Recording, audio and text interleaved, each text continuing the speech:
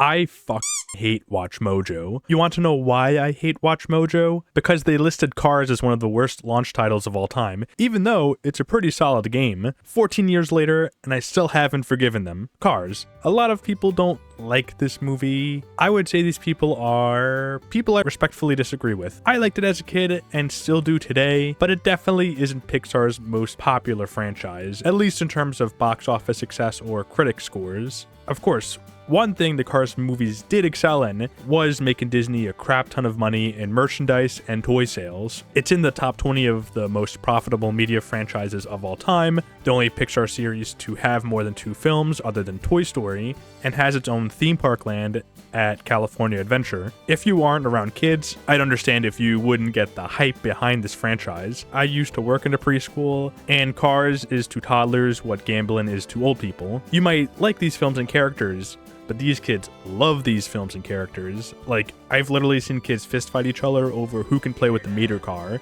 It's that serious. I, for one, loved this movie too when I was a kid. Since I liked the movie so much, it only made sense that I ended up getting the Cars video game. Out of all the licensed games to get a video game, Cars is the most obvious choice for one, because what can you do with vehicles? Make a racing game. That's exactly what this is.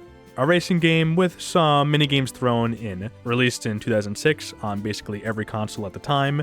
Developed by Rainbow Studios and published by THQ. The title screen opens up with the Radiator Springs sign and the menu song that I still remember all these years later. Listening to it again instantly brought back memories of me playing this game all the time when I was younger. The main mode here is the story. Most licensed games tended to loosely follow the events of the main story, throwing in some new things here and there to extend game time. The Cars game actually takes place after the movie where Lightning McQueen is preparing for the next Piston Cup race. Though there isn't that much of a story, as most missions in this game are kind of their own self-contained things. There's not really a plot here, honestly. Maybe a few beats here and there towards the end. What you'll spend most of your time doing in the story mode are races, either as Lightning or some other characters around Radiator Springs. The game will also give you some minigames to play, though none of them are required to progress the story. Early on, very few of your races have any story significance, as it's usually a bunch of randos challenging Lightning to a race. Right after the first race, you're free to drive around Radiator Springs. I did sort of lie in my Endless Ocean video that Type 2 was the only game I could wander around in without a care. There was also Cars. I used to love driving around Radiator Springs, listening to the music without the worry of any enemies. In hindsight, though, I had no idea what I was thinking. I do think it is super cool that the game allows you to freely drive around, but there isn't anything to do around town. Well, there is one mission where you have to help find some postcards around Radiator Springs, and you could pick up some bonus points, but that's really it. The hub is really just a way for you to get from mission to mission, though I do prefer this over just simply going from race to race with nothing else in between. Plus,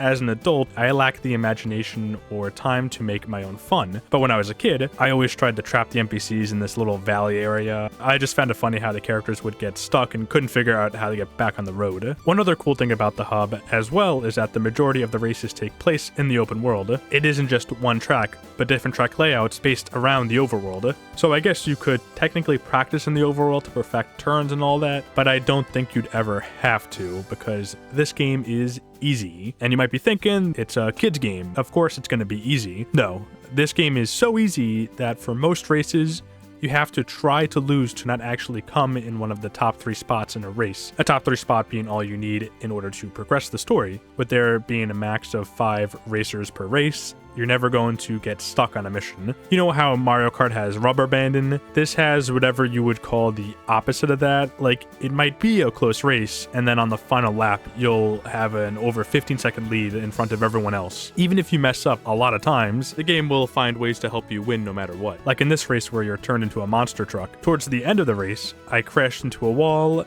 yet my lead pretty much went up before I even started driving again. Throughout my whole playthrough, only one of these races actually gave me any semblance of a challenge, and it was the one where you play as Mater. I mean, I don't want to pull a DSP and say it wasn't my fault, but come on, look at this. What could I have done here?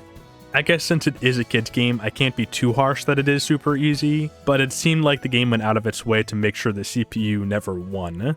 Though despite how easy this game is, I still did have fun driving around during the race. I viewed it more as a relaxing drive around Radiator Springs rather than a high-intensity race. What helped me enjoy driving around so much were the tight controls here. Unlike other racing games, you won't have to worry about accelerating too fast or spinning out. This game isn't focused on realism at all. You can easily change the direction of your turns and shake your car booty without worrying about spinning out at all. Plus, you can also jump in the air if you hold down on the analog stick and flick it up in the air. Jumping is really only required on some of the mini games. As I mentioned before, you don't have to win the races to progress the story, but you will have to win at least a few in order to move on to the next chapter. The way your progress is monitored throughout the story mode is from collecting trophies. You get these based on your placement in races or by completing minigames. Once you complete all the races for a chapter and have enough trophies, then you can compete in a Piston Cup race. These are more traditional NASCAR type races where you're only making left turns the entire time. These races have more racers and laps. However, the tracks are still pretty small, only being around the size of something like Bristol.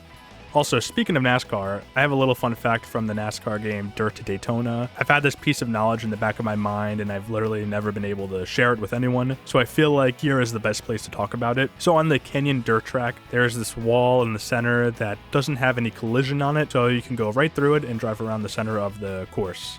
Wasn't that cool? Please, I hope someone found that cool.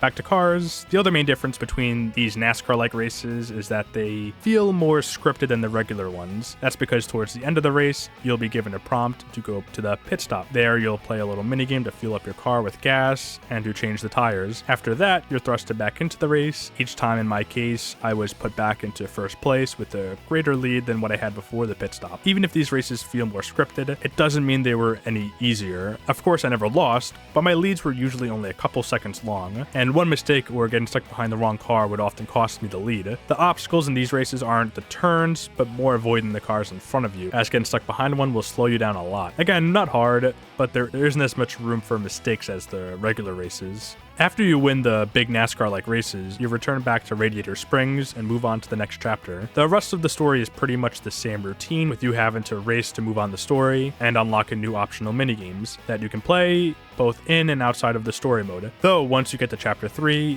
you unlock Ornament Valley and a whole new section of the map you can drive around in. It's pretty much an extension of the desert around Radiator Springs, as there really isn't that much to note here other than the stadium, a gas station, and an abandoned railroad. Again, at this point in the game, a lot of the races seem to blend together. It's still fun when I'm playing it, but the tracks themselves really don't have that much that makes them stand out. There are some exceptions to that though, as some of the races take place in the stadium, and you'll race on smaller dirt roads. The first one of these is where you play as Mater and race in a figure-8 track. This is where I had my one and only loss, which I still think is BS. But even in my redemption race, I could never hold a solid lead longer than a second, and I knew one mistake would cost me the win. It's kind of surprising that in a game this easy, there's a level that required such little room for mistakes to win. Luckily for me, I beat it on my second try. The Mater race is also important because it's where he secures some of that good stuff for you, that being a temporary boost. So now Lightning is cheated in all of his races.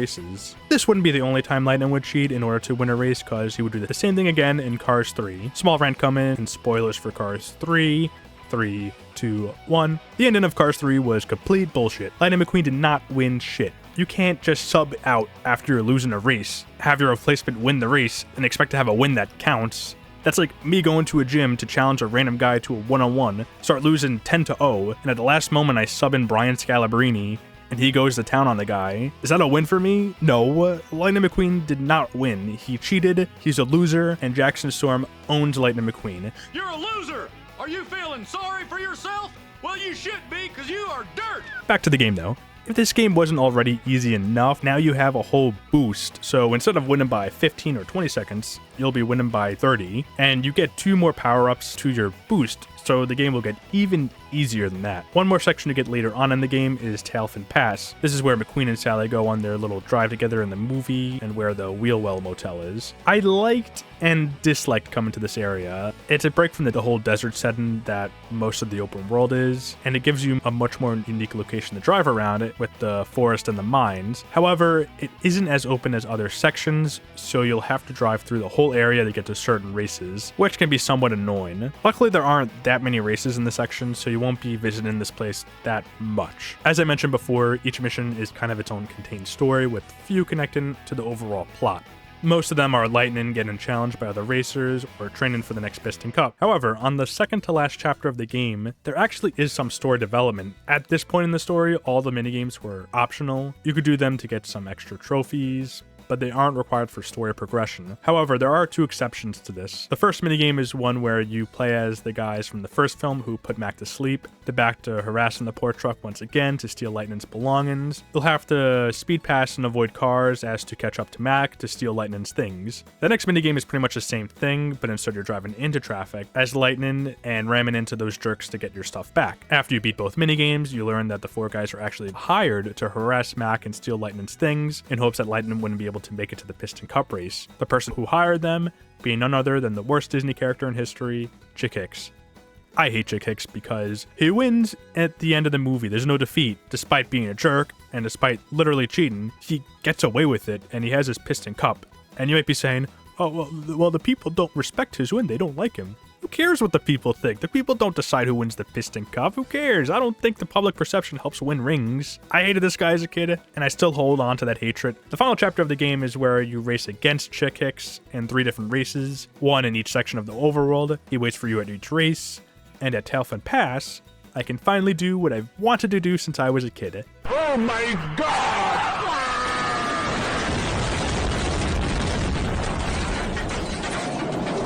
Wow. The races are fine, but the way they are set up is a little bit annoying. The first race is in Radiator Springs, which makes sense, it's the first area. But then the next race, the second one, is in Tailfin Pass. Alright, fine enough. But then the final race is all the way in Ornament Valley, so you gotta go all the way from one point of the map to the other end. It was a little annoying, but not the end of the world. After you kick Chick's butt 3 times, it's time for the final race, and it's just another NASCAR type race. No extra fanfare or challenge here. Once you beat this race, the story ends with McQueen winning his very first Piston Cup. I assume this is still canon, as there's no official online information about how Lightning won all of his Piston Cups. Once you beat the story, you're able to do all the races and minigames. I also mentioned before that you can earn bonus points. You can get bonus points by winning races, doing tricks, and driving well during races, and finding the points while driving around the overworld. These bonus points can be used to buy new characters and skins. Oh boy, my favorite character, Count Spatula. I also thought it was a little strange how they included extra skins for this random monster truck guy, but gave nothing to Ramon, the guy who literally changes his paint in the movie. You can also use the bonus points to buy concept art. An interesting thing to note about this game though is, and it surprised me after beating it, is that much of the original cast of Cars reprises their roles here. I just assumed it was mostly sound-alike actors, as many licensed games will do that, and the characters sounded a bit off here. Mater and Max sound normal, but Lightning and Chick just sound kind of disinterested in their line delivery. It's almost like they did the lines in one take, which makes sense considering these are big actors for a kid's video game. One last thing I'll mention is that most of the soundtrack is comprised of licensed music. Almost all of the songs here are ones I don't mind listening to if there wasn't only like 6 of them. I understand Disney is a small company, I have to give them some slack. They probably didn't have the budget for more songs, but you'll be hearing the same few songs over and over again throughout your playthrough. Though you are able to turn off the music and you can choose which songs play during races, which was a nice inclusion. And that's pretty much it for Cars. Overall, I'd say Cars was a very fun experience, even if there was only like one time I actually had to try to win a race. It's easy. Sure, you expect that from a kid's game, but it's still fun to drive around, both during the races and throughout the overworld. The only thing I honestly think would have made this game great, for me at least, is if there were more collectibles to the overworld other than just having postcards. I think it would have been fun to be given an incentive to explore each nook and cranny of the world. As is, it's fine for a quick and relaxing drive, but not much more. I guess I can't blame a 20-year-old racing game for not having a ton of collectibles. The Cars movie was probably the easiest slam dunk for Disney to create a good video game, and they did. It isn't the best video game in the world and nowhere near the best racing game, but it was a solid game based on a movie that many of us loved as kids. It was fun to be able to drive around Radiator Springs despite how limited it was, and it is a game that I sunk a ton of hours into when I was a kid. And for the most part, from a gameplay standpoint, I'd say this game has aged pretty well. Anyways, that's it for this video. See you all next time.